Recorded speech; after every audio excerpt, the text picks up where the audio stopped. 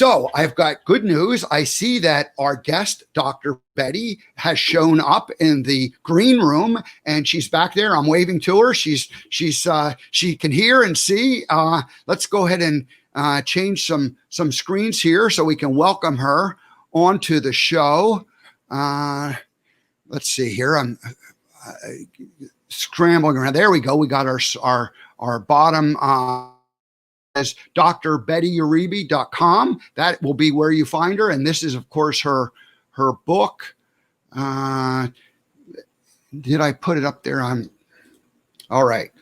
So I think I'm going to go ahead and ask Dr. Betty. Here is her book. Oh, wait a minute. I do have it.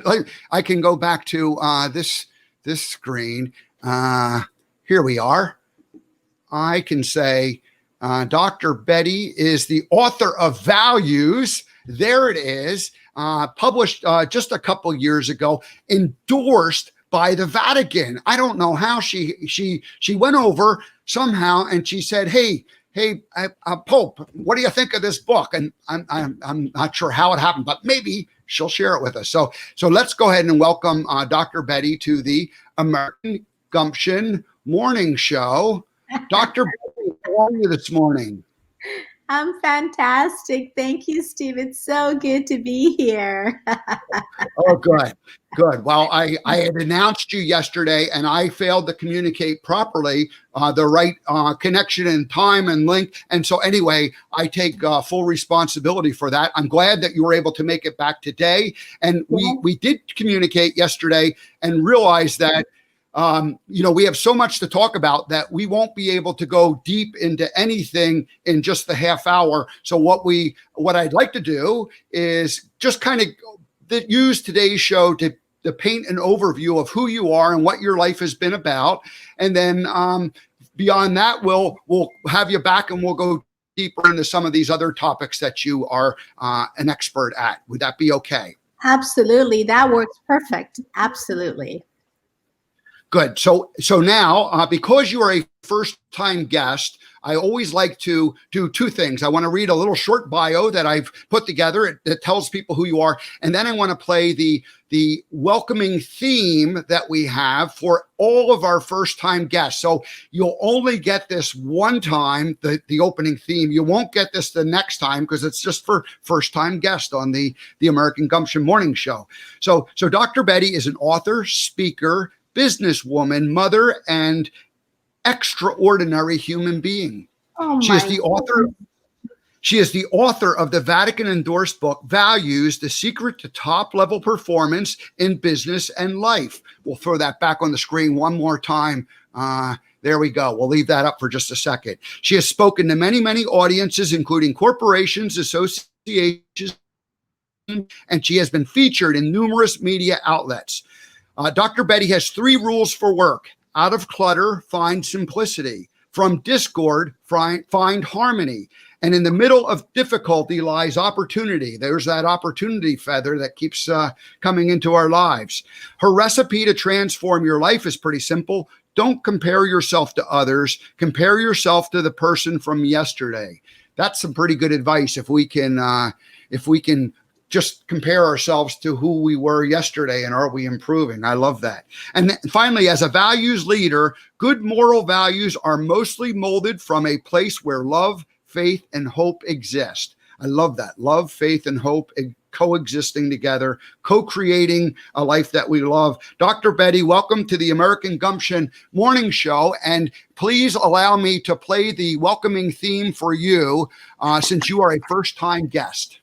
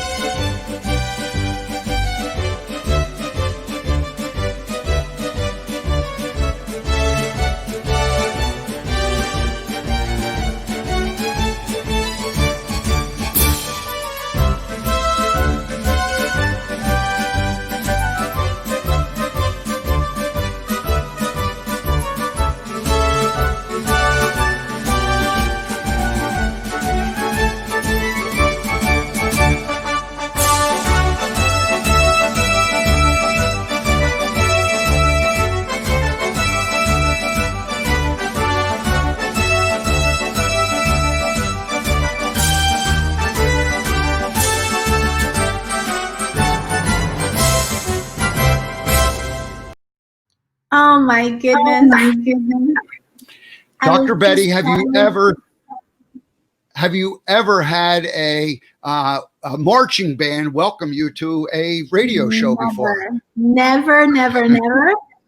And I can tell you, as the song was being played, I was imagining America united. Yeah, wouldn't that be a nice?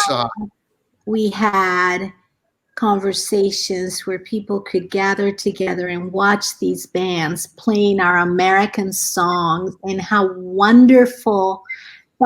You just gave me just this picture, I think in pictures, and oh my gosh, what a wonderful vision and what a wonderful dream to go back to the future, right? Where we used to play songs like this, and America was just so united. So thank you for this. This is a bigger gift than you realize. It's huge. Thank you, Dr. Betty. The vision for American Gumption came about because all of the news and all of the media and all of our political leaders were talking about things that were not affecting my life and were not affecting the lives of anybody that I talked with. And I went, where are the good stories? Where are the happy stories? I like this country, and I think it's a pretty darn good place. So anyway, I decided we're going to just go ahead and create our own little version of goodness in the world, and we'll try to share it one person at a time. So you were 10 years old, and you were in Colombia. And tell us about what happened. How did you get here to the United States? And then I know we talked before, the last few days, and you had a little bit of an imposter syndrome when you first began your career, because you didn't feel quite like you were at home yet. So tell us how America became your home.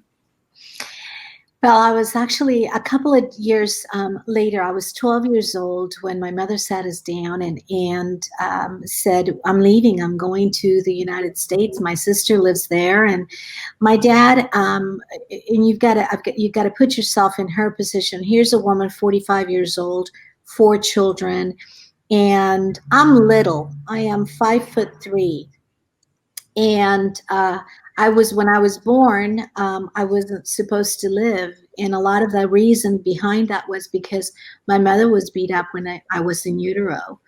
And fast forward to when I was 12 years old, my dad almost killed her, and I actually got to see that. And so she sat us down and said, "I'm leaving." Now, my father was a millionaire, so, a lot of people would stay there because of the money. And my mother had a big faith. And so she said, "I'm leaving because I need to give you a better future." And so we came. In an airplane ride, we became poor. And in an airplane ride, I became like Cinderella. You remember Cinderella, when she used to be like the cleaner of the house and the cook and the everything? That was me. I was Cinderella. I took care of my little brother, who was 6 years old. I was 12.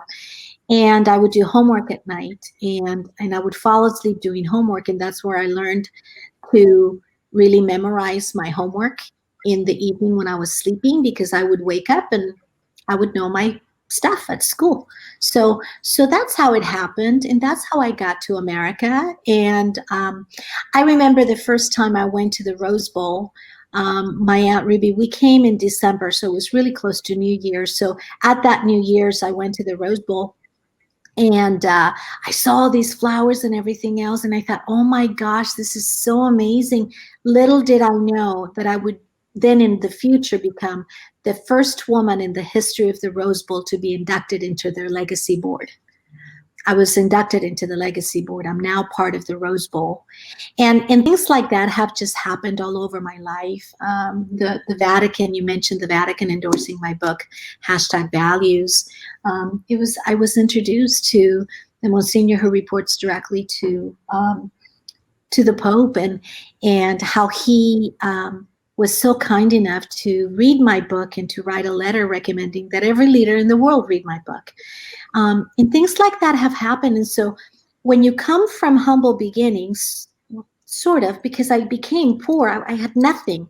I cleaned houses, I babysat. My mom worked in a factory, and seeing my mother work in a factory from coming from riches, and it's almost like you've lived two lives. And so I had this imposter syndrome throughout my life, where I felt like, oh, they think that I'm a big person, or I'm a smart person, but wait until they find out that I'm just this little girl from Colombia, that I really didn't have anything when I came to the United States. And it was almost like it was a big secret that I had been poor, and a big secret that I had started with nothing, until I realized, oh my goodness, what a wealth I have in knowing what it's like to be poor, in knowing what it's like to have the church feed you because your family couldn't even feed itself, in knowing what it's like to watch my father beat up my mom, and then to watch him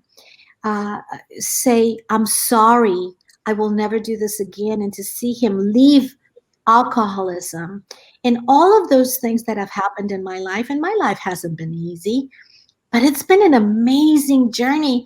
And now today, I'm able to identify with so many people. I can identify with single parents. I can identify with victims of domestic violence, victims of sexual assault. I can identify with people who have nothing, who have had to leave 100% of everything.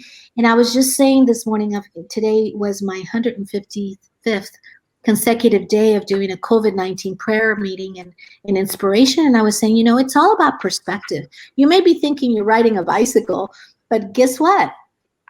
You're in a chariot, and it's all right here, because abundance and gratitude are the things that really get us to the other side. It's as your story unfolds, you ended up owning multiple businesses. You had a manufacturing business, real estate. You had a transportation company that you ran for at least a year. You've been in banking, and the one thing that tied everything together is the fact that you had this curiosity and desire to learn, but also a curiosity and a desire to find out who people were and how to be helpful to them. And go ahead and take it from there, Dr. Betty. I've had a genuine curiosity about things. And I think in our conversation, I told you I rebuilt an engine when I was 19 years old.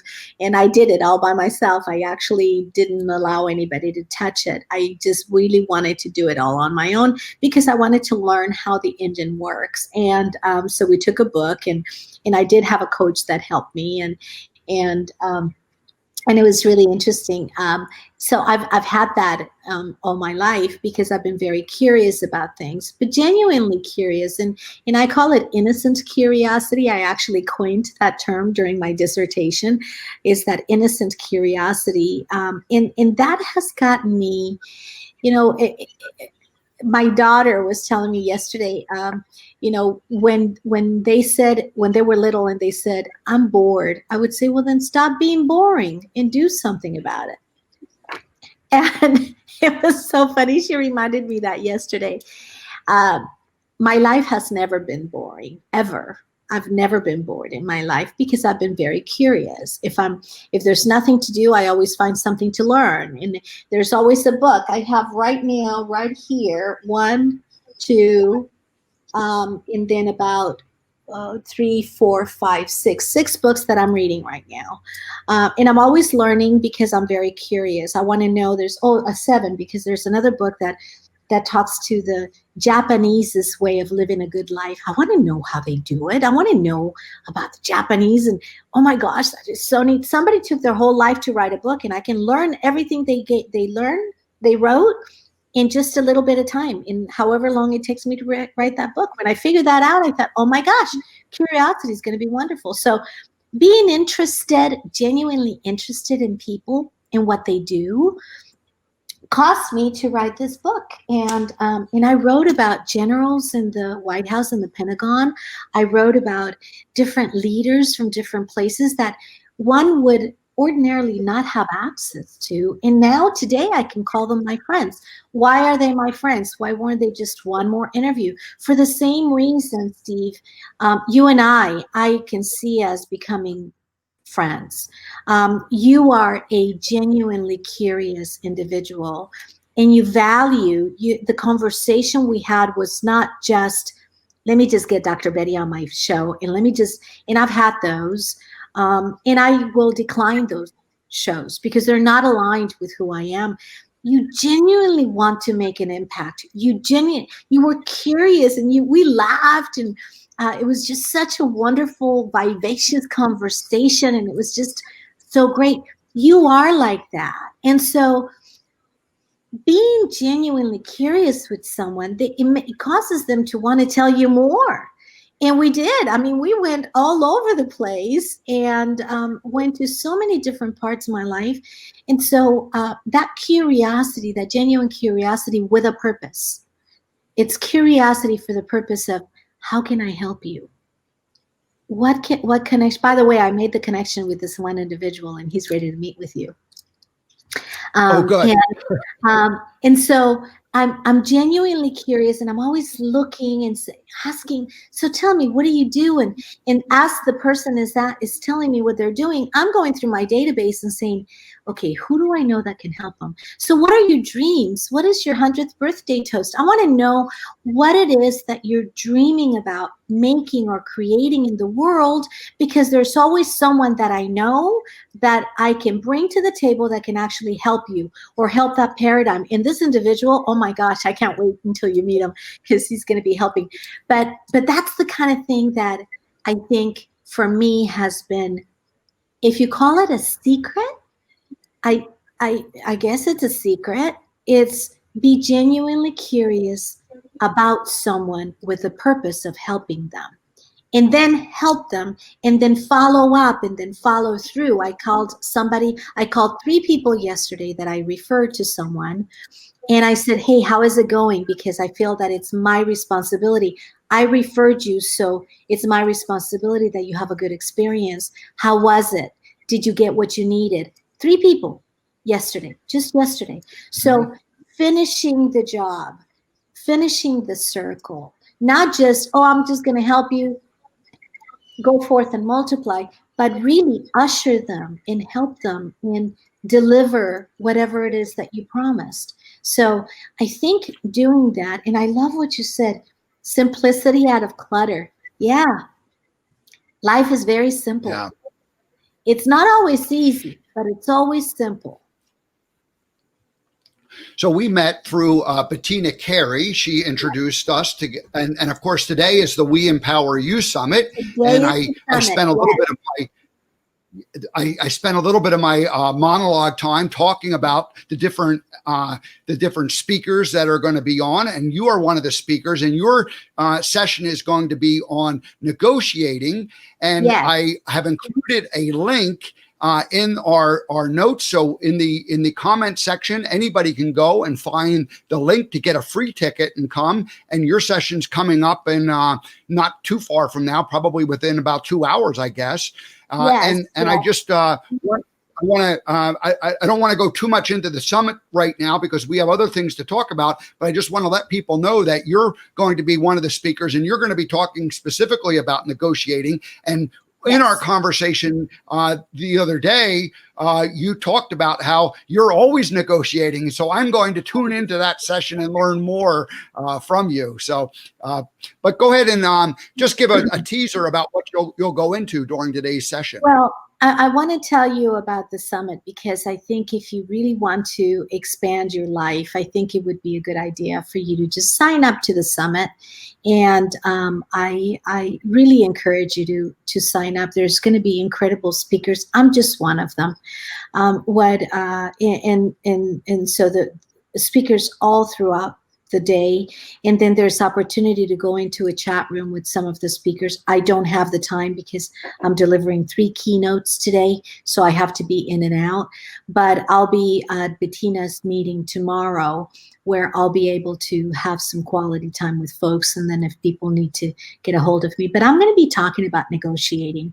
You're negotiating from the moment you wake up. You negotiate from the moment you're born. You start negotiating with your parents to give you the bottle or to give you the breast instead of crying. So you're already negotiating, and you're either being negotiated with or you're negotiating.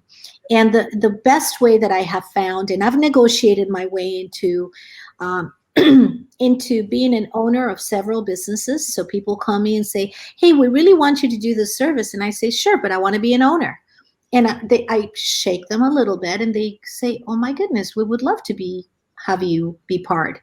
And so I own a third of several businesses now because two partners wanted a partner and they wanted me to be part of their business. And I said, no, yeah, I'll be part of it, but I want to be an owner. Because it's just a better thing to do. And so I've owned several businesses. I negotiated a big painting of my mother, and I put that into the escrow for one of the properties I own. And I have that beautiful painting of my mother. My mother had just passed away. And the woman said, oh my gosh, you're putting it in the escrow instructions. I said, yes, it's part of the escrow instructions. You will deliver a house and you will deliver a painting of my mother. My mother had just passed away. And oh my goodness, she had an incredible painter. She went to Europe and she painted my mother.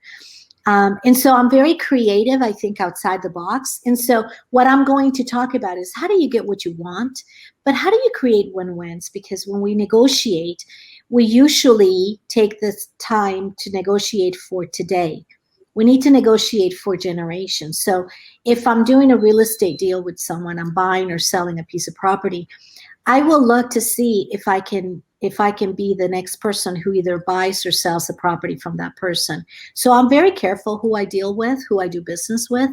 And so we'll be talking about how do you do your homework so that when you come to the table, you already have your homework done. I attended a graduate school of banking where we had to do a deal. We had to purchase a bank, and we had to do it in a theater full of people. And I was the CEO for my bank. They chose who was what position. And I was the CEO. I did all my homework, and we did the fastest deal in the history of banking school at UVA, University of Virginia. And they said this was the fastest. And I said, well, because I did my homework. And it was the best deal because I had done my homework. I already knew everything that was all around the deal buying this other bank. And we did the deal in less than, I think it was like less than 7 minutes or something like that, very quickly. How do you do that? How do you prepare before the negotiation? And then when you sit at the negotiation table, what should your demeanor be? Being innocently curious about the person and seeing the other person on the other side as a human being and really looking to add value to that person so that when they negotiate with you, they sell you something, they say, oh my goodness, I want to do business with Dr. Betty. If I sell another property, I'm going to come to her because she's looking out for my best interest too. She's not just looking to win-lose. She's looking to win-win. So we're going to talk a lot. I'm going to give you a lot of practical application, things that you will be able to take. So take a notebook. Make sure you bring a sheet of paper. I'm going to be in 3 hours, exactly 3 hours, I will be speaking at 10:45. I will be speaking. And it's only a 30-minute slot, so I can only do so much in 30 minutes. But trust me, I'm packing it with value. You will be able to get out of that 30 minutes and feel like, oh my gosh, I've got a negotiation tomorrow. I'm going to take some of these tools. So I won't give you the full course because the full course is a long course, but I'll give you enough that you can actually get tangible application of things for negotiating. For negotiating from a values perspective and creating a win-win and creating raving fans with the people you negotiate with. Ha, go figure. That's fantastic. Well, I'm going to be listening in on that session because even though we've talked a little bit about it beforehand, I still have a lot to learn and I want to learn some more from you. So again, I'll just remind people, go ahead and grab that ticket because it's for free. You can get in here and you can, and then even if you can't make it today, you'll be able to go back and revisit these sessions and the app will allow it, make it easy for you to do it. So it's a great offer, an opportunity for all of us. Now we have tried to pack a lot into a half hour. Our time's almost over. And so I want to I want to, we'll figure out a time that you can come back, and we'll really go deep into the hashtag trust book and that whole concept. But I would like you to just wrap up today's session by talking about showing up on a day in and day out basis, because that was when we spoke the other day, that was one of those things that I realized that, Dr. Betty shows up every day, and I'm sure you include some of that in your book, but just share with the audience about what it means to you to be showing up every day. If you're on an airplane and the airplane is about to take off, the flight attendant comes by and the flight attendant says, "Ladies and gentlemen, can I have your attention, please?" I don't know how many of you would raise your hand and say, "I pay attention and I stop and I look like this," right? Pay attention to every word the flight attendant says. Showing up to me is, imagine that same story or that same scenario, and all of a sudden you hear this. And now the flight attendant comes by and says, "May I have your attention, please? You're about to take off." Then all of a sudden, you're going to pay attention. That's showing up to me. Showing up is having 100% of myself present right now for you, paying attention only to you, and giving 100% of myself every single time I have an interaction with someone.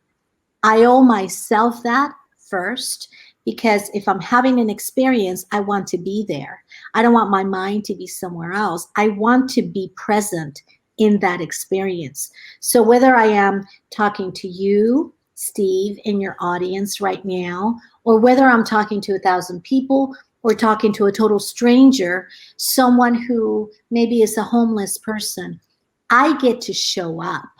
And showing up is a way of life. It's a verb.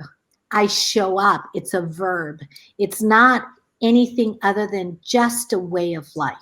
And that's how you make things happen for yourself and for others.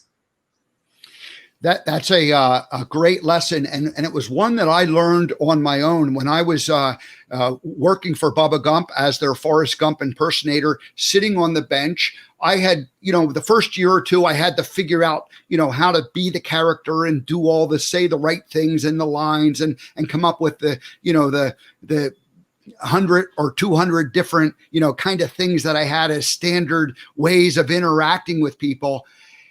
After that was done, I was always improving, but the incremental improvement of what to say wasn't that great. But what did happen was I had to learn to show up each and every day, and I had to be in a good frame of mind. I had to be well rested. I had to be nourished because I was going to sit on the bench for a 5-hour period. I had to make sure that I kept myself hydrated with water, and I had to be fully present with each and every person that sat down. And while it sounds like a simple thing, that was really the best gift that taught me, is how to be present with somebody. So I love that you talked about being present, and I loved how when we had our conversation the other day, and when we're having our conversation now, you've given me and the audience the gift of being fully present. And I thank you so much, because it's easy to come on to shows and just, kind of do whatever the normal thing. And people ask the same questions. My goal is to try to make it each interaction be something special, and to get each person to realize that they are special, they are extraordinary, and they deserve our full attention. So anyway, Dr. Betty, we want to have you back again, and we want to go deeper into your book, hashtag trust. It's there it is. Put it up there. Values, yes. Values. Oh, values. Yeah, because values build trust. I get it how you're making that connection. I love it. When I talk to Stephen Covey about it, he writes about trust, I write about values, and I said we should do something. We'll tell you about that next time. All righty. Well, thank you for joining us today. Unfortunately, our hour is over, so we both have commitments, and Yes. and so we'll honor those.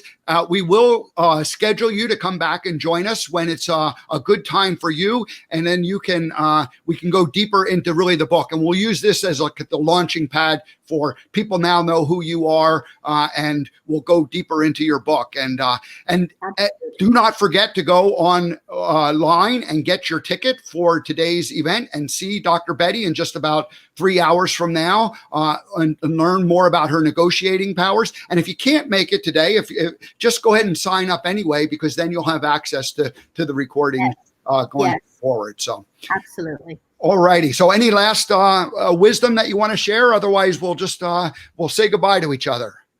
Well, I'll leave you with one thought. Show up with your core values and focus on giving it away. I love that. Core values.